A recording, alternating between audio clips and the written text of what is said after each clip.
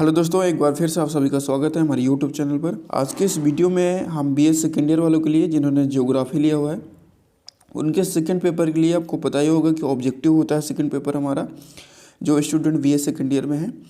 Total geography के लिए हम 1000 इम्पोर्टेंट क्वेश्चंस की सीरीज चला रहे थे और इस सीरीज़ का ये हमारा छठा वीडियो है। ठीक है, अभी तक इसके पहले हमने जो है 5 पार्ट अपलोड कर दिए हैं, जिसमें हमने टोटल आपको 250 क्वेश्चंस को कंप्लीट करवा दिया था। इसमें हम 251 नंबर क्वेश्चन से चलने वाले हैं।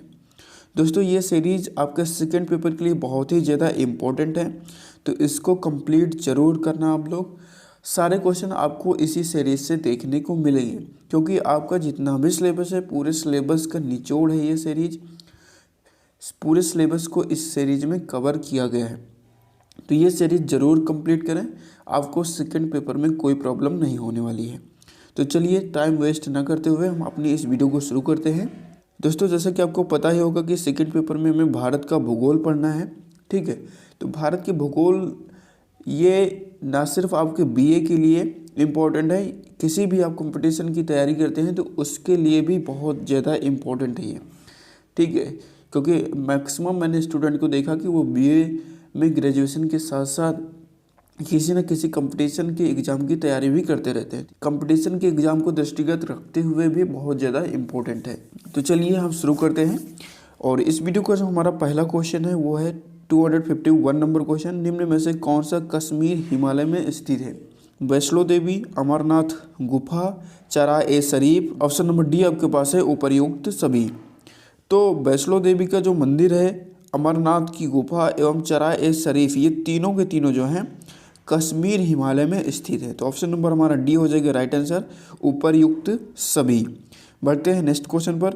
नेक्स्ट क्वेश्चन हमारा क्वेश्चन नंबर 252। कश्मीर घाटी की उत्तरी तथा दक्षिणी सीमा किन श्रेणियों द्वारा निर्धारित होती है? देखो, जो कश्मीर घाटी की उत्तरी और दक्षिणी सीमाएं हैं किन श्रेणियों द्वारा निर्धारित होती है? जास्कर श्रेणी द्वारा, पीर पंजाल श्रेणी द्वारा।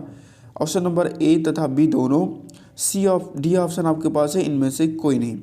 तो देखिए, कश्मीर घाटी की जो उत्तरी सीमा और दक्षिणी सीमा है वो जास्कर श्रेणी और पीर पंजाल श्रेणियों के द्वारा निर्धारित की जाती है। तो ऑप्शन नंबर हमारा सी हो जाएगा राइट आंसर, ए तथा बी दोनों। ठीक है, चलिए नेक्स्ट क्वेश्चन देखो। नेक्स्ट क्वेश्चन हमारा है क्वेश्चन नंबर 253। काली नदी किसकी सहायक नदी है? सरयू की है, घग्गर की है, ताप्ती की है, या फिर ऑप्शन नंबर डी आपके पास है कृष्णा नदी की ये सहायक नदी है। तो इसका सही जवाब हो जाएगा काली नदी जो है ये सरयू नदी की सहायक नदी है। ऑप्शन नंबर हमारा ए हो जाएगा सही जवाब। काली नदी को हम महाकाली, शारदा के नाम से भी जानते हैं, तो इसको भी आपको ध्यान में रखना है। ठीक है, इसकी और भी सहायक नदियाँ, जैसे कि सरयू तो सहायक नदी है ही है, लेकिन इसके सिवा और चमेलिया हो गया, रामगुढ़ हो गई, धौली गंगा हो गई, गौरी हो गई और लढ़िया हो गई, ये सभी की सभी क्या है काली नदी की सहायक नदी हैं। ठीक है, ये सभी की सभी नदियां जो हैं काली नदी की सहायक नदियां हैं, तो इनको भी आपको ध्यान में रखना है। आइए हम बढ़ते हैं नेक्स्ट क्वेश्चन पर। नेक्स्ट क्वेश्चन हमारा क्वेश्चन नंबर 254। फूलों की घाटी कहाँ स्थित है? कुमायूं हिमालय में, कैमूर हिमालय में, कश्मीर हिमालय में, शिवालिक हिमालय में। तो आपसे पूछा जा रहा है कि फूलों की घाटी जो है वो कहाँ स्थित है? तो ये कुमायूं हिमालय में स्थित है। ऑप्शन नंबर हमारा ए हो जाएगा राइट आंसर, और ये उत्तराखंड में। ठीक है, यदि आपसे स्टेट की बात किया जाए फूलों की घाटी तो उत्तराखंड में है। पूछा जाए आपसे कि फूलों की घाटी किस राज्य में है, तो उत्तराखंड राज्य में है। ऑप्शन नंबर ए हो जाएगा इस क्वेश्चन का सही जवाब। हमारा नेक्स्ट क्वेश्चन है क्वेश्चन नंबर 255। एक अभिनति श्रृंखला जो अरुणाचल प्रदेश तथा नागालैंड में उत्तर दक्षिण में विस्तारित है, यहाँ पर है होना चाहिए। ठीक है कौन सी है वो? पटकोई बूम है, बनिहाल दरगाह है, या फिर यहाँ पर दरगाह लिखा हुआ है, यहाँ पर दर्रा होना चाहिए। ठीक है, यहाँ पर दर्रा होना चाहिए। ऑप्शन नंबर सी है बुर्जिल दर्रा, डी आपके पास है मध्य हिमालय। तो आपको बताना है कि एक अभिनति श्रृंखला जो अरुणाचल प्रदेश तथा नागालैंड के में उत्तर दक्षिण में विस्तारित है। ठीक है, आपको ये बताना है। तो इसका जो सही जवाब हो जाएगा option number A Patkai boom. ठीक है, इसका राइट आंसर क्या हो जाएगा? Option number A Patkai boom. Next question हमारा क्वेश्चन नंबर 256, श्रीनगर को गिलगित से जोड़ने वाला दर्रा कौन है? बनिहाल दर्रा, बुर्जिल दर्रा, पीर पंजाल दर्रा, या ऑप्शन नंबर डी आपके पास है देब्या दर्रा। यहाँ पर मिस्टेक हो गया है, इसको दर्रा बना लेंगे हम लोग। तो आपको बताना है कि इसका राइट आंसर क्या हो जाएगा। इसका जो सही जवाब हो जाएगा ऑप्शन नंबर बी, बुर्जिल दर्रा। श्रीनगर को गिलगित से जोड़ने वाला जो दर्रा है वो है बुर्जिल दर्रा। ऑप्शन नंबर बी रहेगा हमारा सही जवाब। नेक्स्ट क्वेश्चन देखो। नेक्स्ट क्वेश्चन हमारा क्वेश्चन नंबर 257, जवाहर सुरंग किस दर्रे में स्थित है? जवाहर सुरंग जो है ये किस दर्रे में स्थित है? कंपटीशन के लेवल में बहुत ज़्यादा पूछा जाता है और बीए सेकेंड ईयर के सेकेंड पेपर में ये जो है सन 2020 में पूछा गया क्वेश्चन है। ठीक है, तो ये बहुत ही इंपॉर्टेंट क्वेश्चन है कि जवाहर सुरंग किस दर्रे में स्थित है? बनिहाल दर्रा में, बुर्जिल दर्रा में, देवसा दर्रा में, पीर पंजाल दर्रा में।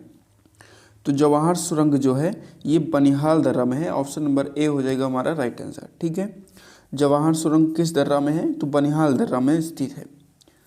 और ये जम्मू कश्मीर में राष्ट्रीय राजमार्ग, आपको पता ही होगा कि जो सड़क के किनारे पत्थरों पे लिखा होता है NH, उसका नेशनल हाईवे मतलब होता है।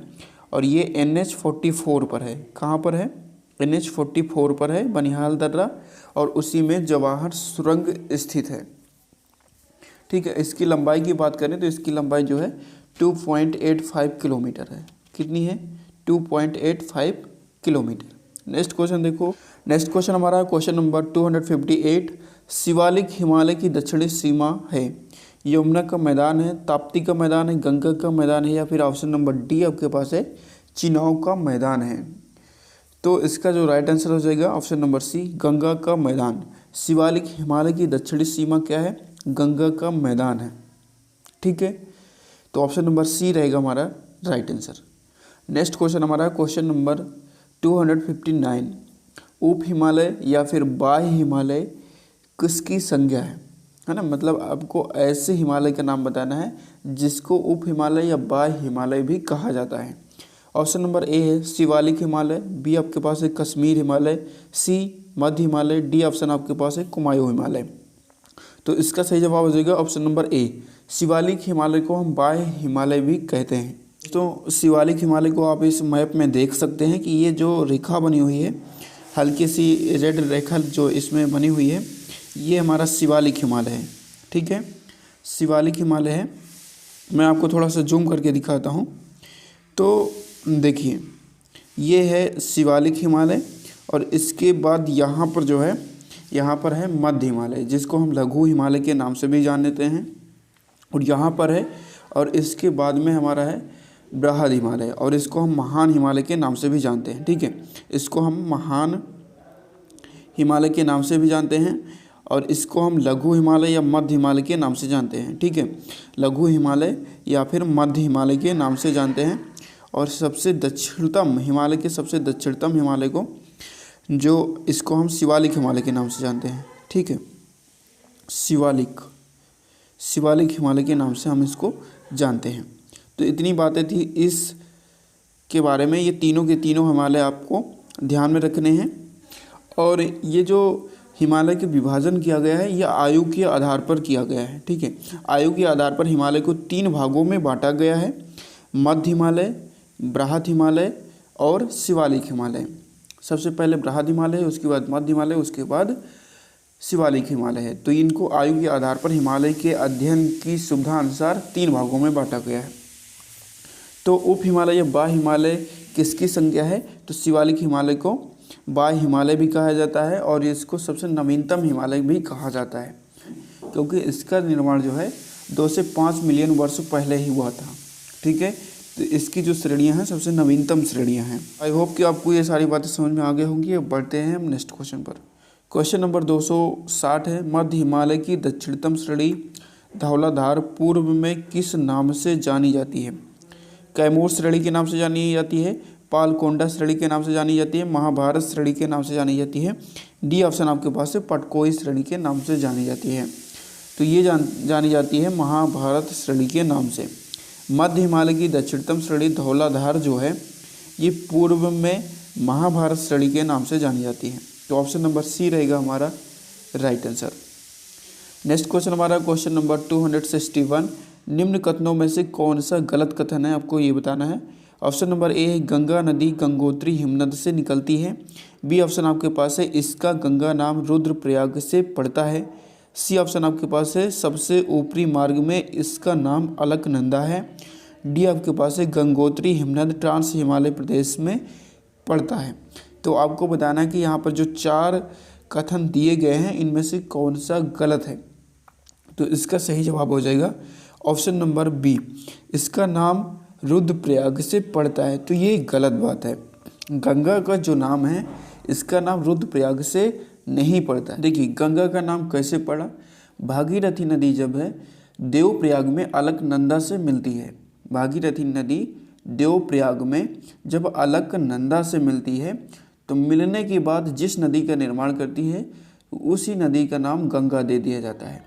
ठीक है, इसी संगम स्थल के बाद, ठीक है, ये जो संगम हो रहा है भागीरथी नदी का अलकनंदा के साथ, इसी संगम स्थल के बाद नदी को गंगा नदी के नाम से जाना जाता है। ठीक है, और इसका मिलन कहाँ पर होता है, इसका संगम कहाँ पर होता है, तो देवप्रयाग में होता है। और यहाँ पर रुद्रप्रयाग है तो ये गलत हो जाएगा। ठीक है, देवप्रयाग में जब संगम होता है भागीरथी और अलकनंदा का तो वहाँ से इसको हम गंगा नाम दे देते हैं। तो ऑप्शन नंबर बी हो जाएगा इस क्वेश्चन का सही जवाब। नेक्स्ट क्वेश्चन देखो, नेक्स्ट क्वेश्चन हमारा क्वेश्चन नंबर 262, उत्तराखंड की सर्वोच्च चोटी है। आपको बताना है कि उत्तराखंड की सर्वोच्च चोटी कौन सी है। नंदा देवी है, कामेत है, केदारनाथ है, बद्रीनाथ है। तो उत्तराखंड की जो सर्वोच्च चोटी है वो नंदा देवी है। ऑप्शन नंबर ए हो जाएगा हमारा राइट आंसर। नंदा देवी पर्वत भारत की दूसरी, ठीक है, भारत की दूसरी सबसे ऊंची चोटी है। और विश्व के संदर्भ में हम बात करें तो विश्व के संदर्भ में ये 23वीं सबसे ऊंची चोटी है। ठीक है, जो कि कहाँ पर है, उत्तराखंड में है। कई बार नंदा देवी चोटी से जुड़े हुए सवाल पूछे जाते हैं तो इनको आप ध्यान में रखेंगे कि ये भारत की दूसरी सबसे बड़ी चोटी है एवं विश्व की 23 सबसे बड़ी चोटी है। ठीक है, अब दूसरी सबसे बड़ी चोटी है तो भारत की पहली सबसे बड़ी चोटी कौन है, तो भारत की पहली सबसे बड़ी चोटी है कंचनजंगा। कौन है, कंचनजंगा। तो इनको भी आपको ध्यान में रखना है, पहली सबसे बड़ी चोटी भी आपसे पूछा जा सकता है। नेक्स्ट क्वेश्चन है हिमालय की उत्पत्ति हुई टार्सियरी युग में, प्लास्टोसीन युग में, मायोसीन युग में। ऑप्शन नंबर डी आपके पास है पैलियोजोइक युग में। तो हिमालय की उत्पत्ति कौन से युग में हुई थी आपको बताना है। तो हिमालय की जो उत्पत्ति हुई थी वो मायोसीन युग में हुई थी। तो ऑप्शन नंबर हमारा सी रहेगा राइट आंसर। नेक्स्ट क्वेश्चन हमारा क्वेश्चन नंबर 264, प्रायद्वीप पठार की उत्पत्ति कब हुई थी। 5 करोड़ वर्ष पूर्व, 10 करोड़ वर्ष पूर्व, 30 करोड़ वर्ष पूर्व। ऑप्शन नंबर डी आपके पास है 50 करोड़ वर्ष पूर्व। तो प्रायद्वीपीय पठार की उत्पत्ति कब हुई थी, तो ये हुई थी 50 करोड़ वर्ष पूर्व। ठीक है, ऑप्शन नंबर डी हो जाएगा हमारा राइट आंसर।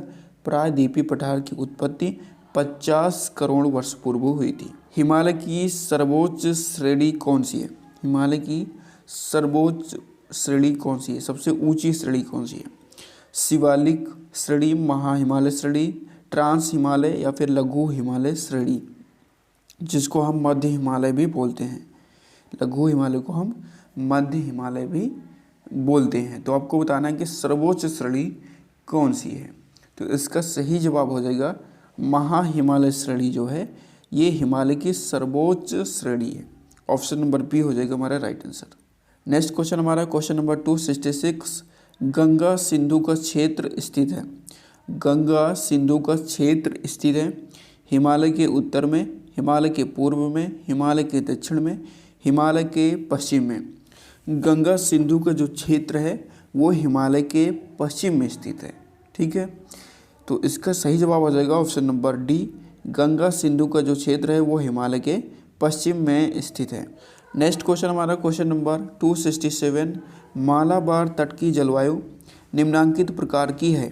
आपको बताना है कि मालाबार तट की जो जलवायु है निम्नांकित में से कौन से प्रकार की है। शुष्क उष्ण कटिबंधीय है, अर्ध उष्ण कटिबंधीय है, आर्द्र उष्ण कटिबंधीय है। डी ऑप्शन आपके पास है शुष्क उपोष्ण कटिबंधीय है। तो आपको बताना है कि मालाबार तट की जलवायु कौन सी है। मालाबार तट की जो जलवायु है वो आर्द्र उष्ण कटिबंधीय है। क्या है? आर्द्र उष्ण कटिबंधीय है। ऑप्शन नंबर सी हो जाएगा हमारा राइट आंसर। नेक्स्ट क्वेश्चन हमारा क्वेश्चन नंबर 268, भारत के शुष्क प्रदेश में इनमें से कौन आता है? भारत के शुष्क प्रदेश में इनमें से कौन आता है? शुष्क प्रदेश का मतलब होता है कि जहाँ पर वर्षा बहुत कम हो। ठीक है, वर्षा का बहुत कम होता है जिस प्रदेश में, वही शुष्क प्रदेश के अंतर्गत आते हैं। तो आपको बताना कि भारत के शुष्क प्रदेश में इनमें से कौन कौन से आते हैं? महाराष्ट्र, पश्चिमी राजस्थान, तमिलनाडु या फिर पूर्वी कर्नाटक। तो पश्चिमी राजस्थान जो है ये शुष्क प्रदेश में आता है, यहाँ पर वर्षा बहुत कम होती है। शुष्क प्रदेश के अंतर्गत और भी राज्य आते हैं, जैसे कि लद्दाख हो गया। ठीक है, लद्दाख भी शुष्क प्रदेश के अंतर्गत आता है दोस्तों, तो इसको भी आपको याद रखना है। कच्छ हो गया, कच्छ कहाँ पर है? ठीक, कच्छ गुजरात में है, तो गुजरात में है कच्छ, ये भी शुष्क स्थान के अंतर्गत आता है। दूसरा है, इसके बाद है हमारा जबलपुर। जबलपुर भी शुष्क स्थान के दायरे में आता है, ये है मध्य प्रदेश में। ठीक है, तो राजस्थान हो गया, लद्दाख हो गया, गुजरात एवं मध्य प्रदेश। एक यूनियन टेरेटरी है लद्दाख, तो इसको भी आप लोग याद रखेंगे। और राजस्थान, गुजरात, मध्य प्रदेश, इनको भी आपको ध्यान में रखना है कि ये सारे के सारे शुष्क प्रदेश एवं केंद्र शासित प्रदेश हैं। नेक्स्ट क्वेश्चन हमारा क्वेश्चन नंबर 269, मानसून किसके लिए प्रसिद्ध है? सीमित महीनों में वर्षा के लिए, अनिश्चितता के लिए, वर्षा के असमान वितरण के लिए, उपर्युक्त सभी। तो इसका सही जवाब हो जाएगा मानसून किसके लिए प्रसिद्ध है? तो सीमित महीनों में वर्षा के लिए भी प्रसिद्ध है, अनिश्चितता के लिए भी प्रसिद्ध है। सी ऑप्शन आपके पास है, वर्षा के असमान वितरण के लिए भी ये प्रसिद्ध है। ठीक है, तो इसका सही जवाब हो जाएगा ऑप्शन नंबर डी, उपर्युक्त सभी। नेक्स्ट क्वेश्चन हमारा क्वेश्चन नंबर 270, कोयला के सबसे ज़्यादा भंडार किस राज्य में पाए जाते हैं? झारखंड में, महाराष्ट्र में, छत्तीसगढ़ में, मध्य प्रदेश में। तो देखिए, कोयला के सबसे ज़्यादा भंडार पाए जाते हैं झारखंड में। ऑप्शन नंबर ए हो जाएगा हमारा राइट आंसर। नेक्स्ट क्वेश्चन हमारा है, आपको बताना है कि कौन सा विद्वान इनमें से जलवायुविद कहलाता है? आरजे जॉनस्टन, त्रिवार्था, कुमारी सिंपल या फिर मांक हाउस। तो इसका जो सही जवाब हो जाएगा त्रिवार्था। त्रिवार्था जो है ये एक जलवायुविद था। ठीक है, जलवायु के बारे में जो अध्ययन करता है उसको हम जलवायुविद कहते हैं। तो त्रिवार्था क्या था? एक जलवायुविद था। तो ऑप्शन नंबर हमारा बी हो जाएगा राइट आंसर, त्रिवार्था। नेक्स्ट क्वेश्चन हमारा है, छत्तीसगढ़ में वर्षा किस मानसून से होती है? उत्तरी पूर्वी मानसून द्वारा, दक्षिणी पश्चिमी मानसून, नॉर्वेस्टर या फिर डी इनमें से कोई नहीं। तो छत्तीसगढ़ में जो वर्षा किस मानसून द्वारा होती है आपको वो बताना है। तो दक्षिणी पश्चिमी मानसून के द्वारा छत्तीसगढ़ में वर्षा होती है। बी रहेगा हमारा राइट आंसर, दक्षिणी पश्चिमी मानसून। नेक्स्ट देखो 273, अल नीनो की उत्पत्ति किस महासागर में होती है? अल नीनो की उत्पत्ति किस महासागर में होती है? पेरू के तट पर, नाजोल के तट पर, भारत के तट पर, यूरोप के तट पर। तो इसकी जो उत्पत्ति होती है वो होती है भारत के तट पर। अल नीनो की उत्पत्ति भारत के तट पर होती है। अल नीनो है क्या? अल नीनो जो है एक जलवायु पैटर्न है। तो अल नीनो का मतलब सिंपल सा आपको ध्यान में रखना है कि यह एक जलवायु पैटर्न है, बस इतना आपको ध्यान में रखना है। नेक्स्ट क्वेश्चन देखो, नेक्स्ट क्वेश्चन हमारा है क्वेश्चन नंबर 274, अल नीनो किस भाषा का शब्द है? ये भी आपसे पूछा जा सकता है।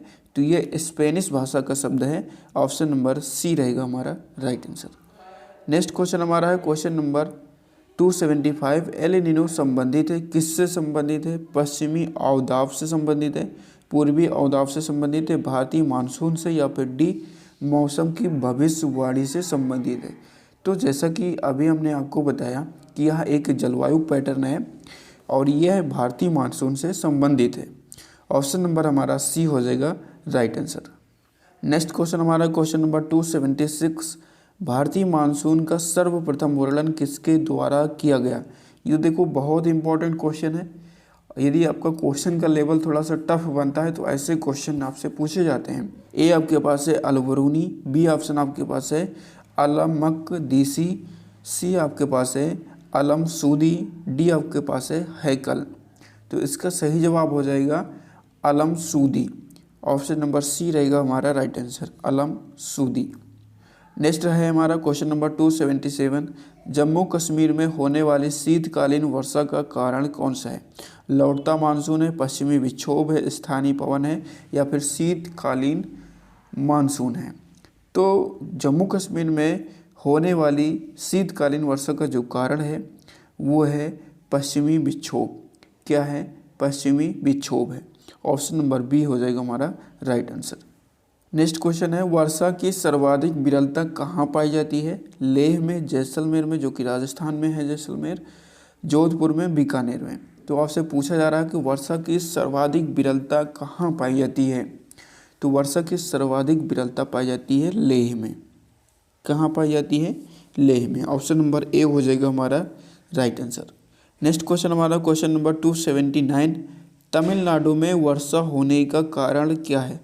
उत्तरी पश्चिमी मानसून है, उत्तरी पूर्वी मानसून है, पूर्वी अवदाब है, पश्चिमी अवदाब है। तो इसका जो राइट आंसर हो जाएगा उत्तरी मानसून तमिलनाडु में वर्षा होने का कारण है। ठीक है, उत्तरी पूर्वी मानसून जो है तमिलनाडु में वर्षा होने का कारण है। ऑप्शन नंबर हमारा बी हो जाएगा राइट आंसर। नेक्स्ट क्वेश्चन हमारा क्वेश्चन नंबर 280, उत्तर पश्चिम भारत में पश्चिमी विक्षोभ द्वारा किस ऋतु में वर्षा होती है? तो उत्तर पश्चिम भारत में पश्चिमी विक्षोभ द्वारा किस ऋतु में वर्षा होती है? वर्षा ऋतु में, शीत ऋतु में, केवल ए या फिर ए और बी दोनों? तो उत्तर पश्चिम भारत में पश्चिमी विक्षोभ के द्वारा सिर्फ शीत ऋतु में वर्षा होती है। कब होती है? शीत ऋतु में सिर्फ वर्षा होती है। तो ऑप्शन नंबर बी रहेगा हमारा राइट आंसर। नेक्स्ट क्वेश्चन हमारा क्वेश्चन नंबर 281, जेट प्रवाह की पश्चिमी शाखा भारत में कौन सा चक्रवात लाने में सहायक है? ग्रीष्मकालीन चक्रवात, वर्षाकालीन चक्रवात, शीतकालीन चक्रवात। तो देखिए, जेट प्रवाह की पश्चिमी शाखा जो है भारत में कौन सा चक्रवात लाने में सहायक है? तो शीतकालीन चक्रवात लाने में सहायक है।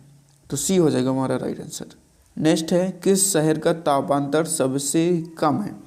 तापांतर का मतलब समझ लीजिए, तापांतर का मतलब होता है कि पूरे दिन में कि दो पॉइंटों के बीच का जो ताप का अंतर होता है। जैसे कि मान लीजिए सुबह का 6 बजे और शाम का 6 बजे, सुबह के 6 बजे जो तापमान था और शाम के 6 बजे जो तापमान है, उनमें जो अंतर होता है उसे ही हम तापांतर कहते हैं। मतलब दिन के किन्हीं भी 2 पॉइंट के बीच का जो ताप होता है उनमें जो अंतर होता है उसको हम तापांतर कहते हैं।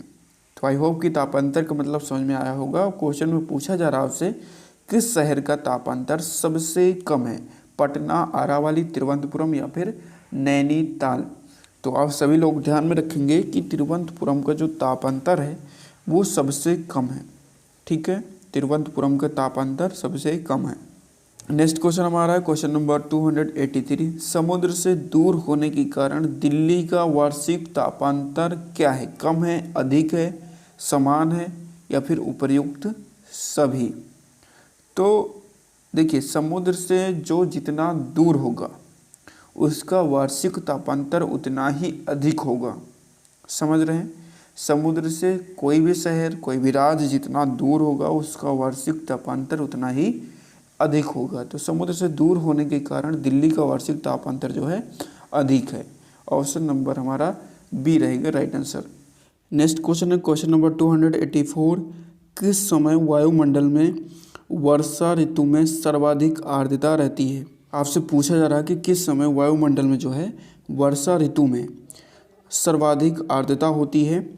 प्रातःकाल में, रात्रि में, दोपहर में या फिर सायंकाल में?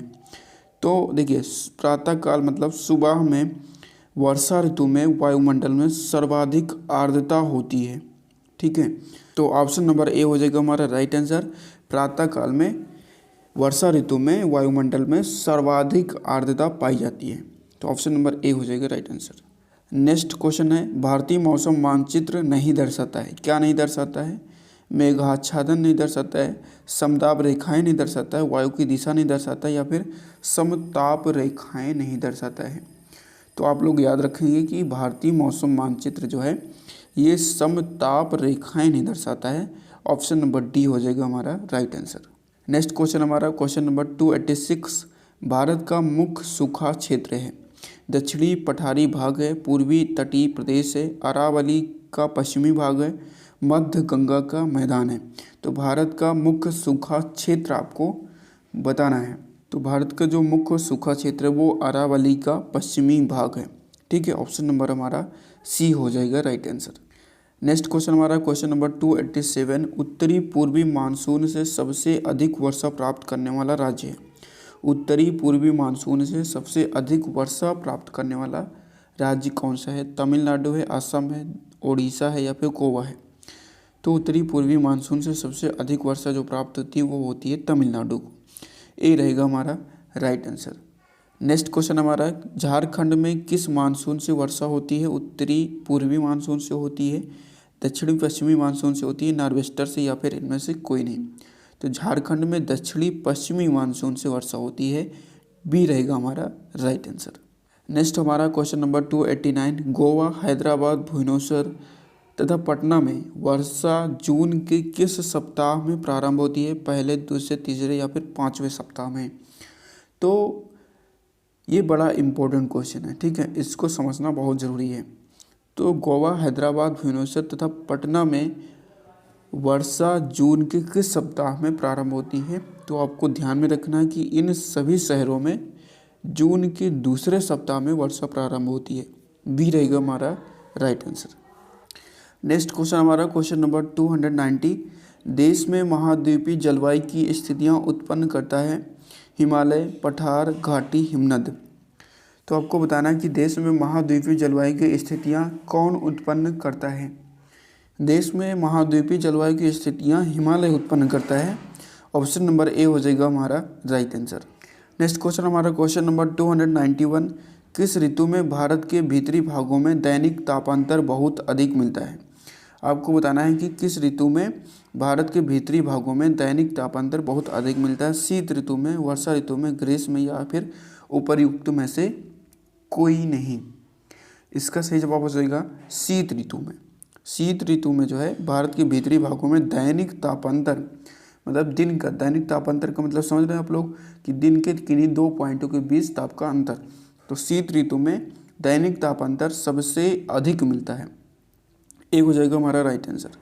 नेक्स्ट क्वेश्चन है, किस ऋतु में समताप रेखाएं अक्षांश रेखाओं का अनुसरण करती हैं? ऑप्शन नंबर ए आपके पास है शीत ऋतु में, बी ग्रीष्म ऋतु में, सी है केवल ए में, डी है ए और बी दोनों में। तो आपको ध्यान में रखना है कि शीत ऋतु में जो है समताप रेखाएं अक्षांश रेखाओं का अनुसरण करती हैं। ऑप्शन नंबर ए हो जाएगा हमारा सही जवाब।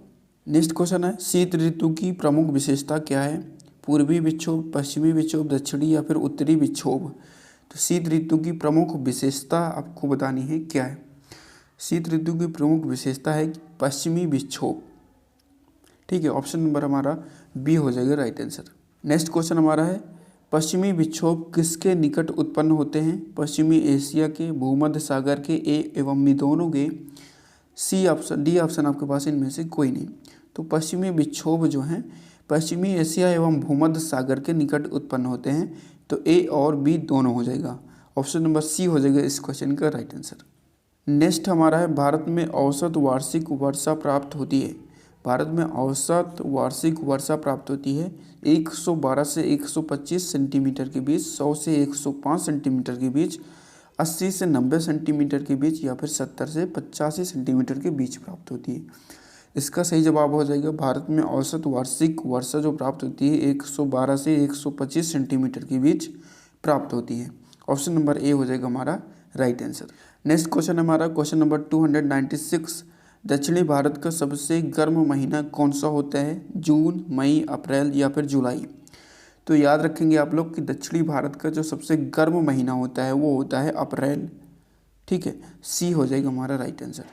नेक्स्ट क्वेश्चन हमारा क्वेश्चन नंबर 297, भारत में किस प्रकार की वर्षा सर्वाधिक होती है? पहाड़ी, मानसूनी, खाड़ी या फिर पर्वतीय वर्षा सर्वाधिक होती है। तो इनमें से कौन सा जवाब सही हो जाएगा? सभी लोग कमेंट बॉक्स में जल्दी से बताएंगे। तो देखिए, भारत में जो किस प्रकार की वर्षा सर्वाधिक होती है, तो भारत में पर्वतीय वर्षा जो है ये सर्वाधिक होती है। डी रहेगा हमारा राइट आंसर। नेक्स्ट क्वेश्चन हमारा क्वेश्चन नंबर 298, मानसून की सबसे कम अनियमितता पाई जाती है कहाँ पर? पूर्वी भारत में, उत्तरी भारत में, दक्षिणी भारत में या फिर डी ऑप्शन आपके पास है उत्तर पूर्वी भारत में।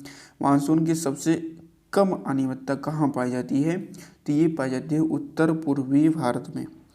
ठीक है, उत्तर पूर्वी भारत में। ऑप्शन नंबर हमारा डी रहेगा राइट आंसर। ठीक है, ऑप्शन नंबर डी हो जाएगा राइट आंसर।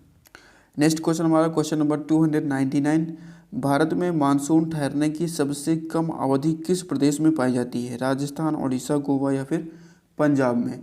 तो ध्यान में रखेंगे, ये वेरी इंपॉर्टेंट क्वेश्चन है कि पंजाब में जो है, भारत के पंजाब में जो है मानसून ठहरने की सबसे कम अवधि पाई जाती है।